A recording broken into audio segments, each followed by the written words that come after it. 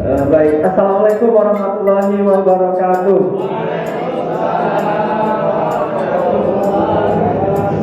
Puji syukur alhamdulillah pada pagi hari ini kita diberi kesehatan dan kesempatan sehingga kita bisa berkumpul di aula ini dalam kegiatan rutinitas kita dua kali dalam satu bulan. Salawat dan salam tidak lupa pula kita sampaikan kepada junjungan alam kita yakni Nabi besar Nabi Muhammad SAW dengan mengucapkan Allahumma sholli ala sayyidina Muhammad wa ala ali sayyidina Muhammad. Sebelumnya saya ucapkan terima kasih kepada MC yang telah memanggil saya. Artinya saya diberi kesempatan untuk menyampaikan pemahaman saya terkait konsep Seven Habits. Jujur saya sebenarnya ini sangat deg-degan karena walau bagaimanapun konsep Seven Habits ini belum sepenuhnya itu terrealisasi di dalam pribadi saya. Nah, tetapi saya akan mencoba sedikit mengulas apa yang saya pahami. Saya mohon bantuan teman-teman ya, kita sama-sama mengingat habitnya. Yang pertama habitnya adalah tentang proaktif. Kemudian yang kedua adalah berpikir dengan tujuan akhir ya. Oke, kemudian yang ketiga adalah utamakan yang utama. Kemudian yang keempat itu adalah berpikir menang-menang. Kemudian yang kelima berusaha untuk memahami sebelum dipahami. Dan yang keenam itu adalah bersinergi atau bekerja sama. Saya keringatan ini jujur. Kemudian yang terakhir adalah mengasah gergaji. Dari ke-7 Seven Habits ini, saya jujur pribadi belum menerapkan seutuhnya.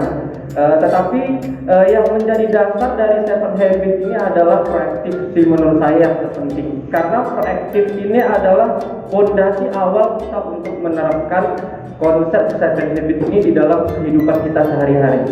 Kalau boleh kita mengulas di proaktif itu ada yang namanya paradigma ya, mengubah paradigma atau sudut pandang. Kita merubah sudut pandang kita yang biasanya itu negatif, sekarang ayo kita rubah menjadi sisi yang positif. Nah, tetapi di sini saya menggarisbawahi berpikir proaktif ini tidak hanya semata-mata proaktif ya, tapi juga harus realistis. Nah, karena proaktif ini kan identiknya dengan berpikir positif. Jadi kita memandang segala sesuatu itu adalah positif semuanya. Tetapi kita juga harus sadar bahwa berpikir positif itu juga harus dalam kondisi yang realistis. Sebagai contoh ya, saya memberi contoh misalnya seperti ini. Misalnya kita punya teman kita ini mungkin bolehlah dikatakan dia doyan minjem duit lah atau suka berhutang begitu ya. Nah, kita tahu nih karakter beliau gitu ya, karakternya mungkin orangnya tidak cepat janji. Nah, karena kita mengutamakan tadi sisi positifnya, kita tidak mengingat lagi adalah yang negatifnya. Nah, sebenarnya itu tidak kurang tepat ya, tapi kita harus seimbang. Berpikir positif juga harus realistis. Jangan sampai nanti merugikan diri kita sendiri. Misalnya nih, teman kita nih kan memang lagi butuh duit, pengen minjem duit gitu ya. Nah, sementara kita tahu nih karakternya seperti itu, kalau kita pinjamkan juga, mungkin dengan kita meminjamkan itu adalah salah satu perilaku positif ya. Kita untuk berusaha menolong, mungkin dia ada keperluan dan sebagainya. Tetapi kita juga harus realistis dengan karakter beliau. Nah, itu adalah yang saya pahami ya dari konsep proaktif ini adalah kita berusaha untuk berpikir positif. Oke, kemudian yang kedua saya akan mengulas yang habit yang keenam mungkin ya, tidak semuanya saya ulas, adalah bersinergi. Makanya tadi saya menyatakan proaktif ini adalah menjadi fondasi individu seseorang. Nah, kalau kita sudah menjadi pribadi yang positif atau proaktif, pasti nantinya kita juga akan mampu bersinergi dengan baik kepada siapapun. Di dalam bersinergi, menurut saya yang harus perlu kita tekankan adalah ada dua hal ya menurut saya. Yang pertama itu adalah kita berpikir dengan mengutamakan kelemahan. Kemudian yang kedua itu adalah berpikir dengan mengutamakan kekuatan. Di dalam bersinergi, supaya hubungan sinergi ini berjalan dengan lancar, tentunya kita harus mengutamakan berpikir dengan kekuatan. Karena begini, setiap individu kita ini terlahir dengan karakter yang berbeda-beda, dan itu tidak menutup kemungkinan adalah masing-masing kita punya kekuatan dan kelemahan. Tetapi di dalam bersinergi yang kita utamakan adalah kekuatan seseorang. Nah, jadi kita mengesampingkan dulu nih sisi negatif orang lain, tetapi yang kita utamakan adalah sisi kekuatan orang lain.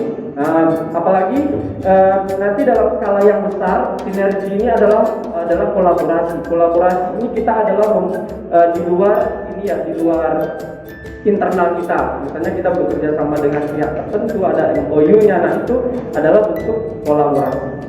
Jadi dalam bersinergi ini modal awalnya itu adalah proaktif, individunya harus terbentuk, baru nanti kita menerapkan konsep sinergi. Setiap kita itu pasti salah satu contoh ya, saya di tantangan minggu ke-6 itu saya mengulas sinergi saya dengan beberapa teman. Kebetulan saya kan diamanahkan menjadi presiden LHT. Jadi mau tidak mau saya harus bisa bersinergi dengan teman-teman, terutama teman-teman yang di SMP. Nah, langkah awal yang saya lakukan itu adalah melakukan pendataan karakter mereka, mencatat apa sih nilai plus dari teman-teman ini, apa sih kekuatannya. Nah, kita kan tahu nih kelemahannya jangan kita ingat dulu, tetapi yang kita data itu adalah kekuatannya. Nah, jadi dengan begitu kita mampu akan menerapkan kerjasama dengan beliau. Salah satu contoh ya, saya boleh sebutkan di sini adalah seperti Usaha Dewi. Nah, Usaha Dewi itu saya melihat banyak kekuatan yang ada pada dirinya. Pertama, dia itu perhatian, gitu ya, peduli terhadap sesama, kemudian intinya dia peka lah terhadap lingkungan. Kemudian misalnya adalah Ustazah Susi. Nah, Ustazah Susi ini adalah tipe orang yang sangat terbuka terhadap perkembangan peserta didik, sangat terbuka terhadap perkembangan peserta didik. Jadi saya selalu bersinergi sama beliau terkait perkembangan peserta didik, terutama kelas 9. Mungkin itu saja yang dapat saya sampaikan. Assalamualaikum warahmatullahi wabarakatuh.